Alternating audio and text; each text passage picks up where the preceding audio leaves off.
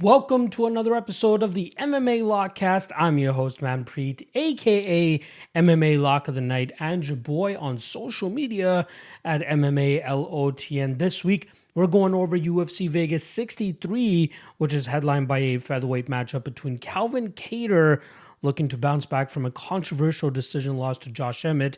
He's going up against Arnold Allen, who's coming off a destruction of Dan Hooker a couple months back. Very intriguing fight between two top featherweights here, and this could definitely vault one of them into a contender title shot should they come out with their hand raised in this matchup. So very much looking forward to that. A couple other interesting fights sprinkled out throughout the card, but I'm looking forward to breaking down every single one of them for you guys. We did have some last minute changes. We did have some last minute fill-ins. So right now, I believe we're up to about 10 fights. I could be wrong. It might be 11, but there was a certain point where there was only 9 fights slated for this card. But luckily for us, a couple guys have stepped in and made this a fuller card than it should, or than it would have been a couple days ago. But before we get into the breakdowns here, let's just quickly go over the betting recap of UFC 280, which was the last UFC event. It was my birthday. Shout out to everybody that tuned in for the live watch party, watched me get sloshed all day. In total, I drank for about 14 hours, maybe 16 hours, which is the longest and most I've ever drank since maybe my college days. So I was very much sloshed by the time that event wrapped up, and then obviously continued drinking throughout the day. Appreciate everybody that checked it out. But in terms of the betting breakdown, slight losing event here for us, and it puts a halt to that 3-event winning streak that we were on.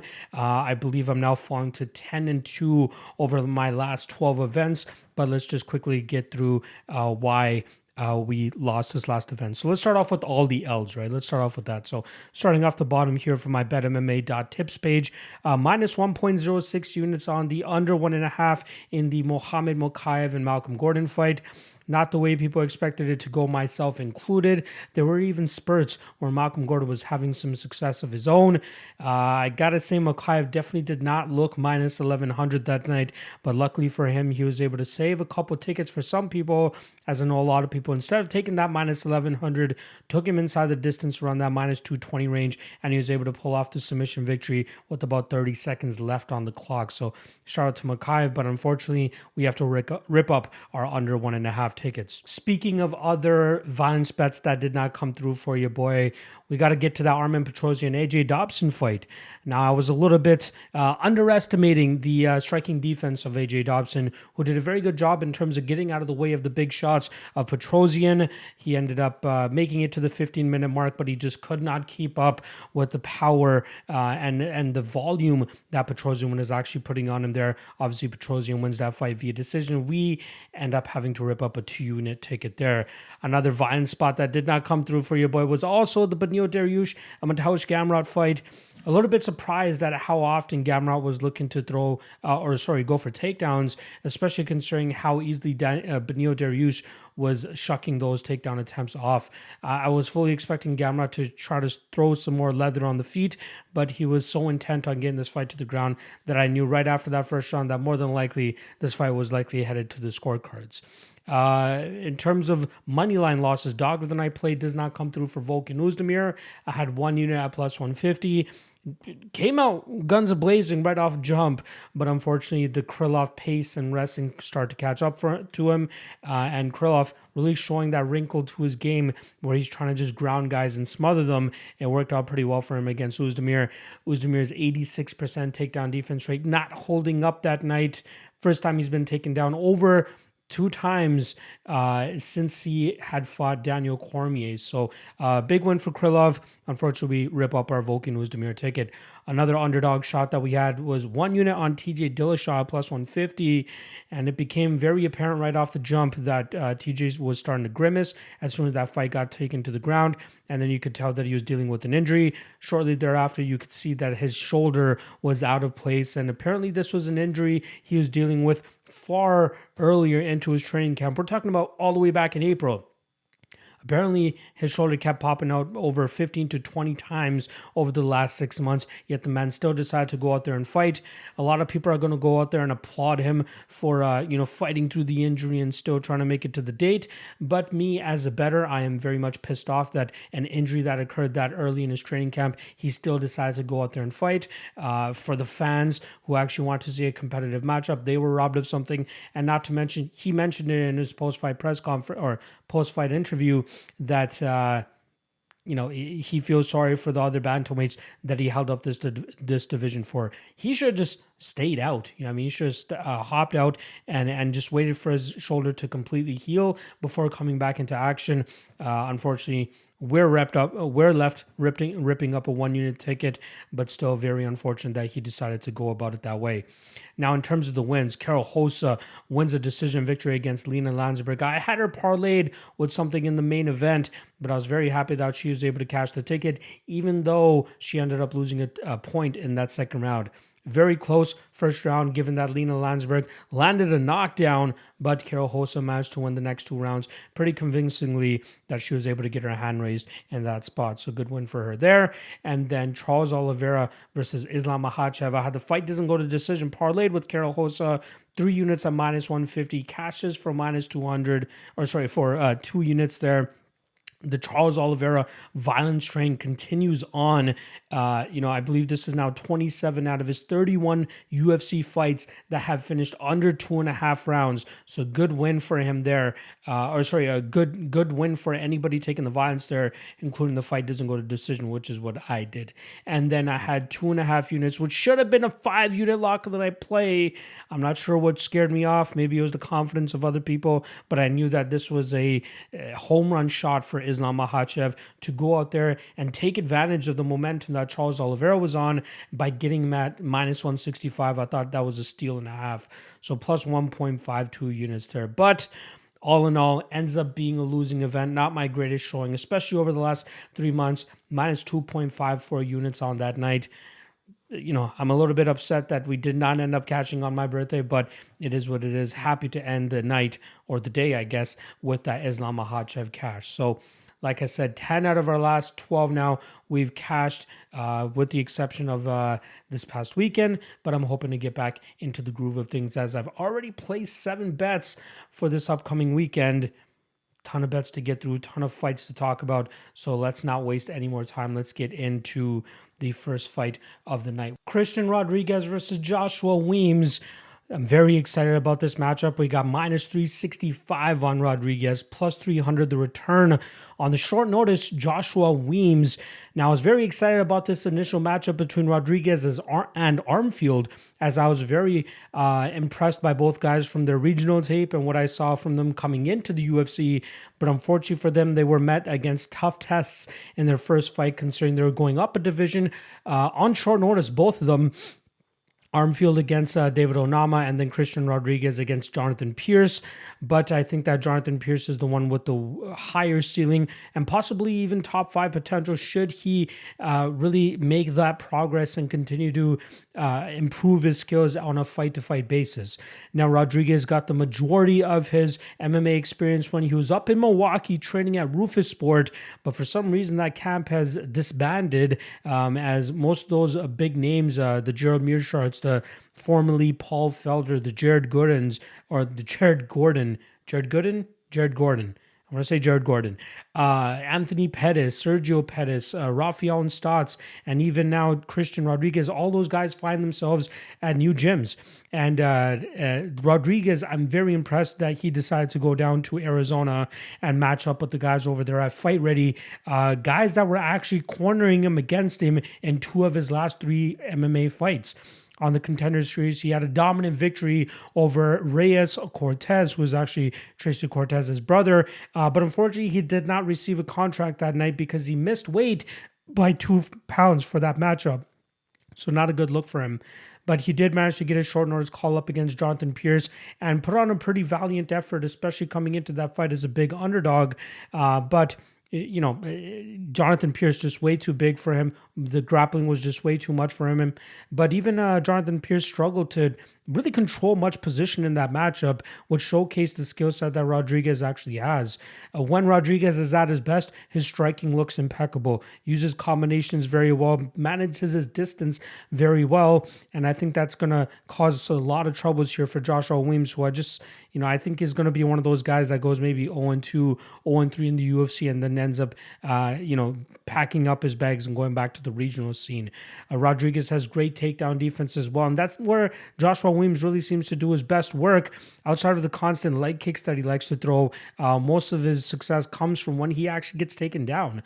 In his last 2 fights alone, he was taken down numerous times by his opponents, but he eventually found a submission, one from on bottom when he was able to get an armbar, and then against Mo Miller, he was really beating up on Mo Miller, and we know Mo's issue, right? The guy really slows down as fights start to go longer, and that's where Weems was able to lock up a guillotine choke and take that on home with him. So good regional wins for Joshua Weems. I just don't think he has what it takes to cut it in the UFC at this level. And to go up against Christian Rodriguez in your first fight, a full camp Christian Rodriguez with Fight Ready MMA, I think you can pretty much have a free square here on Christian Rodriguez. So I'm going to be looking forward to seeing what the inside the distance odds are. It's still early. This fight was just announced, I believe, yesterday. So once we actually get the inside the distance odds, if we can get any plus money, I would likely take a shot, as I think that Rodriguez will likely knock out Joshua Weems in this matchup. All right, let's get to the next matchup here. It's a 125-pound bout and another short notice replacement. Long time coming for him here. Carlos Mota comes in as a -170 favorite on short notice, albeit going up against veteran now Cody Durden, who's coming in at +145. Now, Cody Durden is a very durable opponent, right? The guy, his striking is really improving. He does his best work when he's able to grapple guys and get them to the ground and control them from on top. He's very active in terms of the submissions and TKO victories that he's looking for from that top position. But I think he's going to have his work cut out for him here against a guy like Carlos Mota, who I think he's almost better everywhere in this matchup, right? Carlos Mota was a highly touted prospect, especially after his first win in the LFA back in 2019, I believe it was. But he did manage to come up short against now UFC fighter Charles Johnson in a back and forth 5-round war that they had a couple months back. And Charles Johnson obviously earned his contract in the UFC, stepping in to fight Mokaev in his first fight, put up a valiant effort in that matchup as well. But it was Johnson who got his hand raised against Carlos Mota in that championship fight in the 5th round by finishing Mota. He was just a slightly slicker striker and better cardio machine at that night compared to what Carlos Mota was able to put together. Now, Mota in this matchup, he seems to me to be one of those guys that will be ready no matter when the call comes, whether it's short notice, whether it's a full camp. This guy is always ready to go, and I think that's why he was so happy to take this short notice spot against Cody Durden to finally step foot inside the UFC octagon, which is where I think he truly belongs. He's the better striker here, and his BJJ black belt should allow him to stay out of any trouble should Cody Durden look to get this fight to the ground. Now, again, cardio concerns usually come into question when guys take short notice fights, but like I said, I think that Mota is a guy that's pretty much ready all season and has been waiting for an opportunity like this to step in for the UFC. He opened up as a +125 dog, if I'm not mistaken, and got quickly bet up to that -170 range, which is where he's still hanging. I think that's the perfect spot for us to jump in as bettors, as I think he is the much better fighter overall here. I think we see him control this fight in the striking realm, and although he might get taken down every now and then, I think he'll do a good job in terms of working back to his feet, get back to his striking, and then eventually find that knockout blow over Cody Durden. So I do like Nicholas Mota here to find that knockout. Still early in terms of what those odds are going to look like, as again, this fight was only announced a couple of days ago, but I'm expecting it to be a little bit of plus money, and if so, I'll be taking a shot on that as well. All right, let's move on to the next fight here. We got Chase Hooper going up against Steve Garcia. In terms of odds, we got -275 on Chase Hooper, who's been taking steady action over the last couple days. +230 the return on Steve Garcia. Now, I'm always a little bit skeptical when we get heavy chalk odds on a kid like Chase Hooper.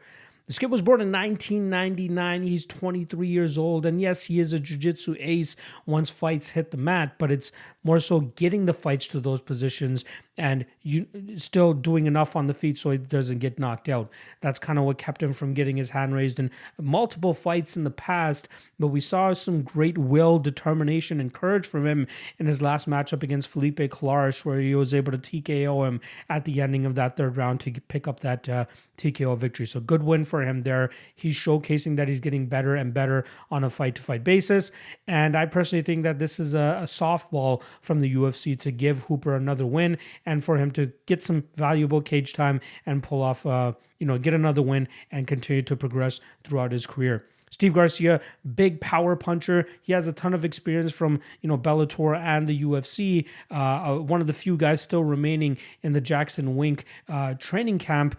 But I still just don't see what he can bring to the table that will cause Hooper some issues outside of maybe having big power in his hands. But it wasn't that long ago that Luis Pena was able to get some good control time against Steve Garcia. I think he controlled that fight for about 14 minutes out of the 15 minutes because he was able to just get the back of Garcia. And although Luis Pena didn't record an official takedown in that matchup, he just kept getting the back and kept riding it. Wasn't able to get the finish, but he was able to control it and obviously get the W pretty easily that night. I think Chase Hooper could pull off the same thing. Get this fight into the clinch position, push him up against the cage, wait till he gives up his back, and then trip this guy to the ground or even just jump on his back and start working that submission game of his. Unlike Luis Pena, though, I think that Chase Hooper is live to get a submission in this spot. His submission prop currently sits at plus 250, and it's still not available on a lot of books, so I'm expecting it to take some action as it starts opening up on more sports books, but I do think that's his best path to victory in this matchup, and I think we'll actually see him lock it up as well. Garcia, again, he's going to need to keep this in the stand-up realm, and although his traditional takedown defense looks pretty good, it's just when Chase Hooper can corral those takedown attempts into back takes, and then from there start to control Steve Garcia. I still get a little queasy thinking about taking Chase Hooper at this type of chalk, but this still seems like a spot he should go out there, control the majority of the fight until he can eventually lock up that submission choke.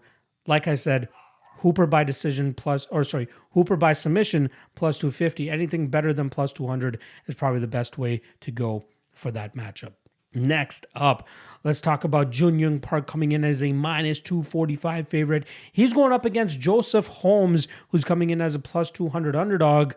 And I feel pretty damn good about the Korean in this spot. Now, Jun Young Park, very solid veteran. The guy has a ton of experience from all over the world, has had some high-level matchups inside the UFC as well. But it's really his pace and his pressure and his grappling, which usually causes opponents to fold, and even his activity.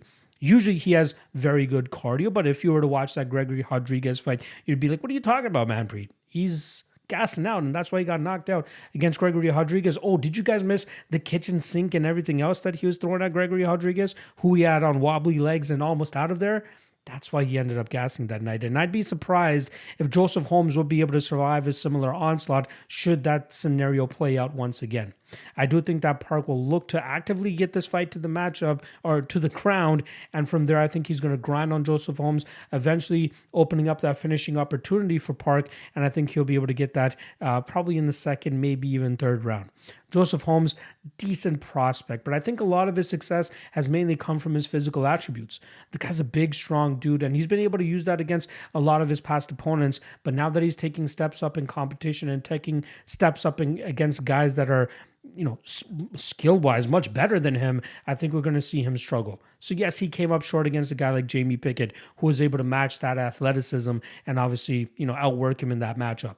But then we saw him bounce back against everybody's darling Alan Amedovski, but I don't think that was a I'm back or I deserve to belong here type of statement from Joseph Holmes. He's going to struggle against guys like Jun Young Park, and unless he can starch him early in this matchup, I think Park puts the pace and pressure on him and eventually finishes him, like I said, later on, maybe that over 1.5 mark of this matchup. The fight doesn't go to decision, currently sits at plus 120. I think that's a good spot. If you're not fully sold on the chalk on Jun Young Park, I think fight doesn't go to decision is a good way to go about it, especially considering that if Holmes does win this fight, or Joseph Holmes does win this fight, It'll likely come by knockout, in my opinion, which currently sits at plus 650. But still, I feel very damn good about Jun Young Park here. I think we're getting a very good price tag on him as well. And I think he cruises in this matchup until he eventually gets that finish later on, probably second or third round. All right, let's get to this next matchup. We got heavyweights going at it.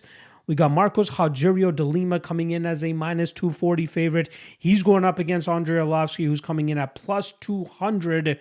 And you know my eyes always get a little bit brighter. They always get a little bit wider. And my ears perk up a little bit more when we get Andre Arlovski at these heavy dog odds, especially against the middle of the tier or middle tier of the heavyweight division. And that's exactly what I think of Marcos Rogerio de Lima.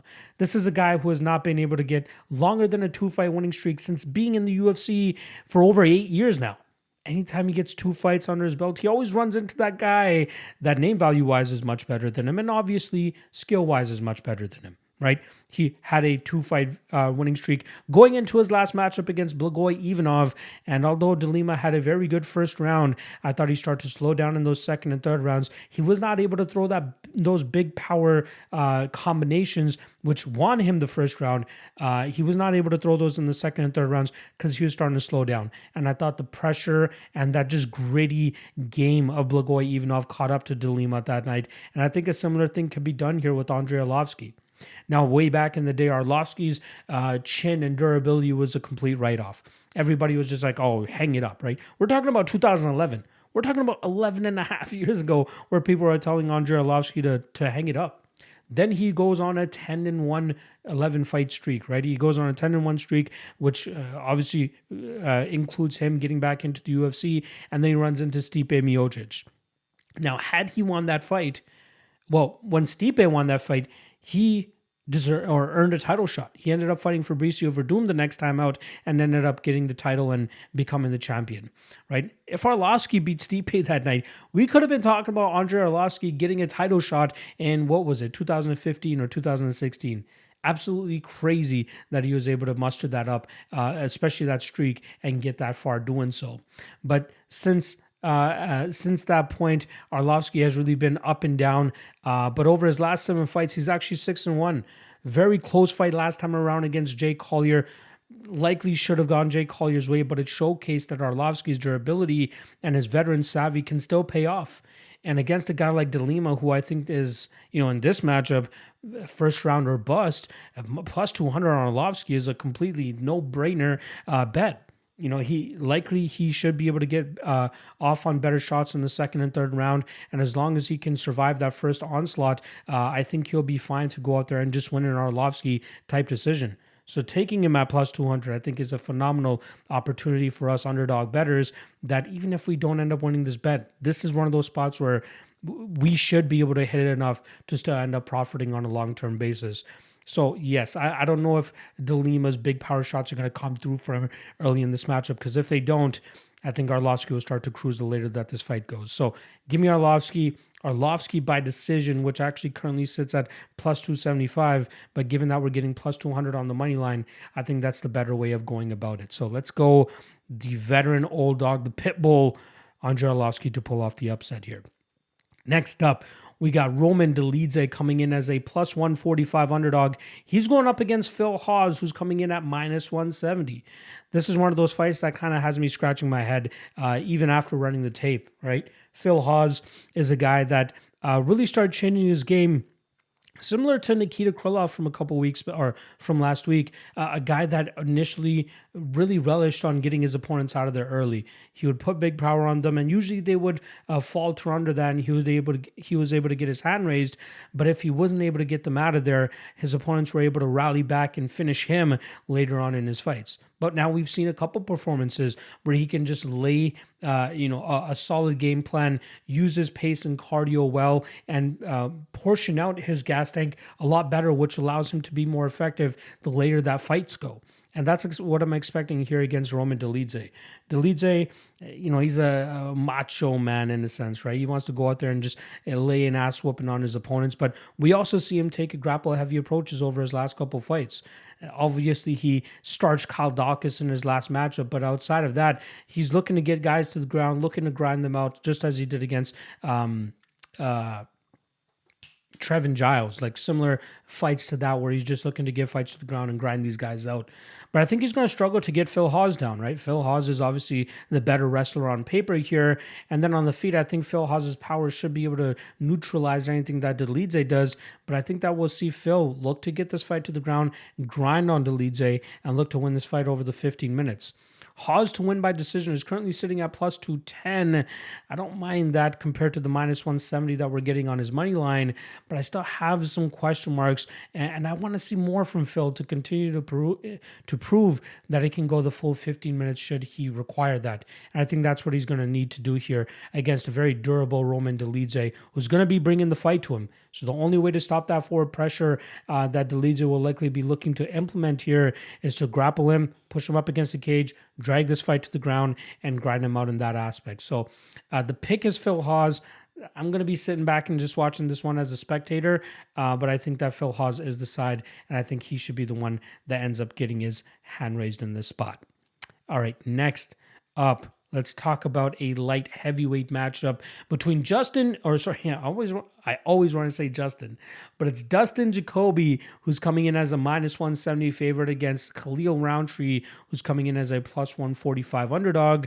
Very easy fight to break down here. We got, the disciplined striking of Dustin Jacoby, who very much relies on footwork, kicks, and combinations to, nullify his opponent's big power or anything that they're trying to get off. He has decent enough takedown defense, but I don't think that's something that he's going to have to worry about too much here against a Muay Thai striker like Khalil Rountree. Dustin Jacoby does such a good job in terms of maintaining his distance, using his footwork to get out of bad spaces, and then, like I said, utilizes his front kick up the middle to kind of keep his opponents from, keeping them from closing the distance, but also keeps the leg kicks going from the outside to kind of, start to immobilize his opponents, try to get the power off from the bottom up, right? Most of the power from a lot of fighters come from that base. They're able to sit down on the punches and throw big shots, similar to what Khalil Rountree is going to be looking to do in this matchup. But I like that disciplined approach from Jacoby, right?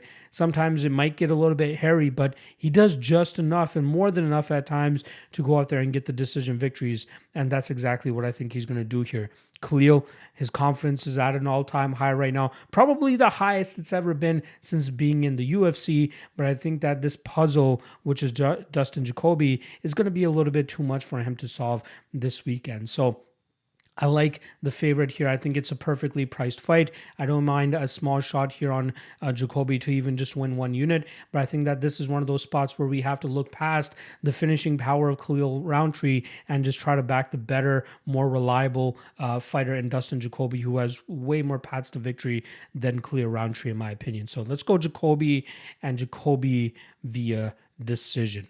Next up, let's talk about this very interesting middleweight matchup between Josh Fremd, who's coming in as a minus 155 favorite, and Trishan Gore, who's coming in at plus 135. Now, this is a must-win situation for Trishan Gore. We're talking about a fighter that is 3-2, but coming off the Ultimate Fighter, a lot of people had high hopes for this kid. Very fast striker, big power in his hands, good takedown defense as well, but he was just struggling to get the experience against high-level opponents, which is what I think was his ultimate downfall, not to mention his overconfidence at times, right? I remember betting Bryan Battle as an underdog going into that fight against Gore, and all I could hear from Gore during that fight week was, I can't wait to be double champ within the next couple of years. I'm like, dog, you haven't even stepped foot inside the octagon in an official UFC matchup yet. Yes, you beat up on some guys in exhibition matchups on the Ultimate Fighter, but these guys don't really hold candles against some of the guys that you're going to be facing in the UFC. And Bryan Battle did a very good job in terms of stopping the success of Trishan Gore that night, using volume and takedowns to control the majority of that fight. But Gore still managed to inflict quite a bit of damage on Battle. It just wasn't enough for him to get his hand raised there. Then going into that fight against Cody Brundage, I felt pretty good about Trishan Gore, so I took a shot on him around that minus 150 range, minus 140 range, thinking that he could stop the takedowns of Cody Brundage, which he did. And then I thought from there he'd be able to control the striking and eventually find that knockout against Cody. That's what I'm kind of expecting here against Josh Fremd. Now, what we didn't realize is that Gore might have been a little bit too confident in the striking and just did not see that. I believe it was a left hook that ended up dropping him. It could have been a right hook as well, but it was a shot that Gore did not see coming. Cody drops him, puts him down, and obviously ends that fight with some ground and pound from that full mount position. Now, I just have a little bit of reservations for this matchup, strictly due to the fact that Tresean Gore was flatlined about 3.5 months ago. That's a bit of a red flag to me, right? Like, it's not like he just got TKO'd. He got flatlined. And that's a big question mark for me. But I think that I might be kicking myself should I not take the shot on him here, especially at underdog odds, right? I think the recency bias of him getting finished by Brundage mixed in with the fact that, Josh Fremd seems to be the more complete fighter here, utilizes grappling pretty well and has a decent enough striking game. But I think that Tresean Gore's takedown defense included with, his speed advantage, his power advantage should be enough to eventually find that chin of Josh Fremd and put him out cold in this matchup as well. Also, Tresean Gore moving pretty much across the country and training with Fortis MMA and Saif Sayoud. I think that's going to give us a very good version of Tresean Gore going into this fight. You guys know I'm a big Fortis MMA believer, and I think that this is the perfect matchup for Tresean Gore to showcase what Fortis can do for a fighter. It may not make them a championship caliber fighter, but it makes them much better than they were before. And I'm expecting the same thing here when Tresean Gore steps inside the cage. So there's a couple ways we can take or approach this fight. We can either take the fight doesn't go to decision or the under 2.5, which is around -130, depending on your bookie, and bet Tresean Gore, because I think that if Gore wins, it's likely coming via knockout. And then even on the flip side, if Josh Fremd is the one that ends up landing the big power here and Gore is the one that's still compromised from all the, from the KO loss that he took a couple months ago, at least we still end up cashing the under 2.5 and we pretty much cancel out what happens in this fight. Just hoping for violence. But I do think that it's going to be Gore that gets his hand raised. And the line that kind of popped out to me as I was looking at props earlier today, on DraftKings, you can get Tresean Gore by knockout at +330, which I think is a crazy number considering that Josh Fremd has been knocked out in the past couple times. And I think that Gore is the perfect matchup for Fremd is the perfect matchup for Gore to record another knockout victory. So +330, get some of that while you can. All right, let's get to this next matchup here between heavyweights. And personally, I think that this heavyweight matchup should be swapped with the other heavyweight matchup in terms of the bout order. But we got Waldo Cortes-Acosta, fresh off his Contender Series contract-winning performance, coming in as a -195 favorite. He's going up against Jared Vanderaa, who is in a must-win situation, coming in as a +165 underdog. Now, Jared Vanderaa is on a 4-fight losing streak at this point, and it's not a good look, and I'm surprised the UFC is giving him another shot here, but I just don't think that this is a matchup that he will likely get his hand raised in. Now, when we see Jared Vanderaa at his best, it looks like that Justin Tafa fight. But that Justin Tafa fight, like I said, was 5 fights ago now. So it's been so long since we've seen him actually go out there and showcase a style that he can thrive in. And what that style is movement and volume, right? Giving how towering of an ogre this man is, you would expect him to go out there and grapple more and try to take guys to the ground and grind them out from on top. But he fights the complete opposite. He tries to utilize movement, volume, and output with his striking, and that's usually what ends up getting his hand raised when he can be successful with it. Unfortunately for him here against Waldo Cortes-Acosta, I think that's a guy that can keep up with that pace, but might be able to keep Vanderaa a little bit more static than Vanderaa would like to be by pushing him up against the cage, looking for takedowns, and just staying active enough in those positions that the judges will likely score it in his favor. The bet that I'm kind of looking at here, which I haven't pulled the trigger on yet, is the over 1.5, which currently sits anywhere between -120 and -135. I'm thinking that we're going to see a lot of movement, a lot of clinching, and a lot of grappling from both of these guys, which will likely eat away at the clock, which should allow us to cash this over 1.5 round ticket. I feel like no matter who wins, it will likely go into that third round. And I do lean the Waldo Cortes-Acosta side, as I've seen him fight, decent competition on the regional scene and go a hard 15 minutes if he needs to, even getting finishes late in fights, should it come to that as well. But I think, I do think there is a ceiling on Waldo, but Jared Vanderaa is far below that ceiling. But still a little bit skeptical to pay minus 200 on a Dana White Contender Series heavyweight at this point. Jared Vanderaa, I believe he was a Contender Series heavyweight as well, picking up that victory over Harry Hunsucker. But I do think that this is one of those spots where Waldo Cortez's just overall complete game will be too much for Vanderaa, and this will likely be the last time that we see Vanderaa inside the cage, at least inside the octagon. All right, that brings us, full final prediction on this. Cortes-Acosta via decision, that's setting up plus 350, but the over 1.5 will likely be getting my action this weekend. All right, next up, let's get to this co-main event. We got Max Griffin coming in as a minus 190 favorite. He's going up against Tim Means, who's coming in at plus 160. Now, initially, I was thinking that this would be another good underdog spot to cash on Tim Means.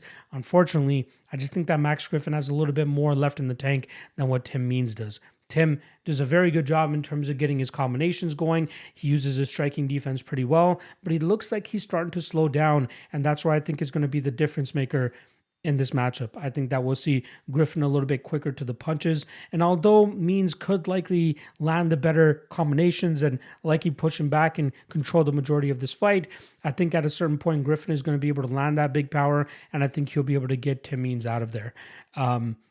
Means better overall game, hands down, no doubt about it. But I just think at this point in time, I know Griffin is only about 1 year younger than Tim Means, but I think that Griffin has less miles on his body and he has more athletic advantages here, which will likely allow him to get his hand raised. So, Tim Means could have some success early, and we might be able to get a good live betting opportunity on Max Griffin, but we have to see how Max Griffin is dealing with that combination style of Tim Means, and if he's being deflated by any means. No pun intended there, but I think that that's something that we have to think about in this matchup, because we saw him really start to get flustered with the combination of striking of Carlos Condit in that second round, although Max Griffin did manage to grind his way out in that third round. We even saw him get frustrated against Neil Magny even after dropping him early in that first round.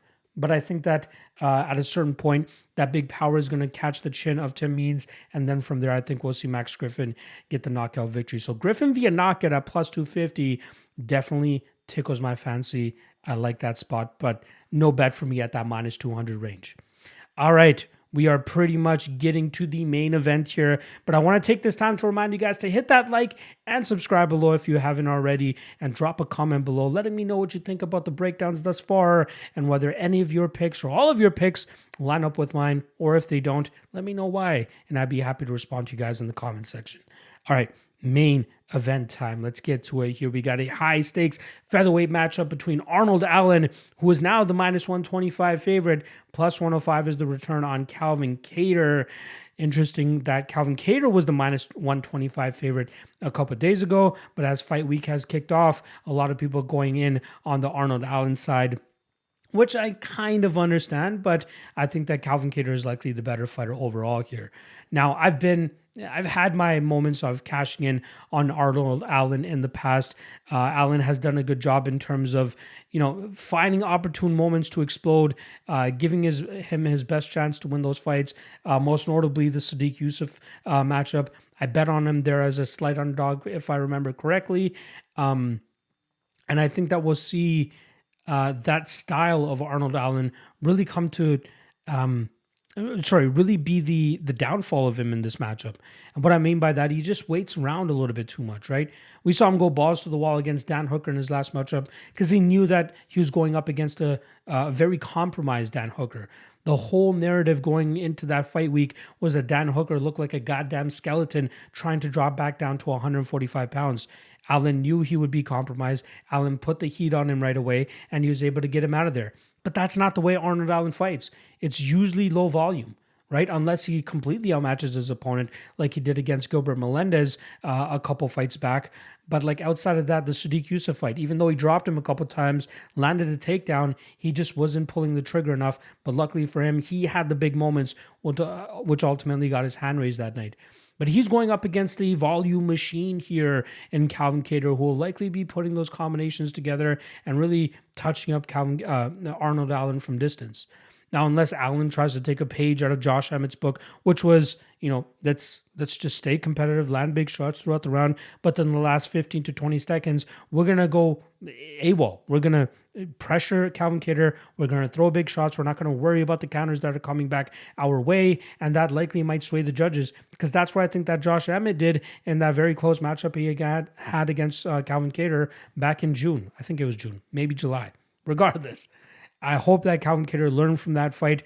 Even though a lot of people were clamoring that he won that fight, I think that it was still close enough that we have to take something from that, especially those last little bursts from Josh Emmett in those last dying seconds of each round. If he can nullify any type of approach from Allen similar to that, I think he handily wins this matchup. So, yes, I do think that Kattar deserves to be the favorite in this spot. I think his volume and his combination striking style is going to be a little bit too much for Arnold Allen to keep up with. And not to mention the, numerous fights now that Calvin Kattar has gone the full 25 minutes. I think that experience is going to come into play here against a young and relatively inactive Arnold Allen.